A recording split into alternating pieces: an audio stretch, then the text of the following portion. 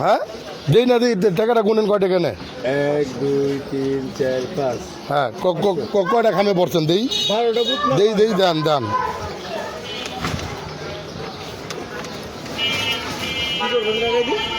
বিসমিল্লাহির রহমানির রহিম। ওখানে যদি আপনি ভোট আমি সুত্রাপুর 44 নং ওয়ার্ড থেকে এই লাইভটা করতেছি। উনি হলেন একজন জামায়াতের নেতা। উনি যে দোকানে বসে 500 করে খামে টাকা ভরতেছিল, 500 করে খামে টাকা ভরতেছিল। এটা আমরা এখন চ্যালেঞ্জ বলতে ই করলো। উনি বলতেছে, ভোট কোনো সন্দেহ উনি আমাদের বুঝ দিতেছে যে এটা হলো মানে কিসের বললেন মুরব্বী? যদি কোনো ভোট সন্দেহ হয় তাহলে ওটা ভোট চ্যালেঞ্জ করা যাবে। 100 টাকা সরকারে জমা দিতে হবে, হ্যাঁ জমা দিয়ে তারপর চ্যালেঞ্জ করা যাবে এটা কি শুধু জামায়াতের জন্য?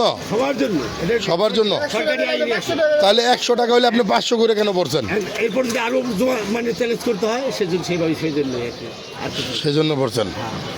আচ্ছা, এই যে ওনার বক্তব্যটা আপনারা শুনলেন। বেশি বেশি শেয়ার করেন বিষয়টা। সরকারিভাবে নিয়ম।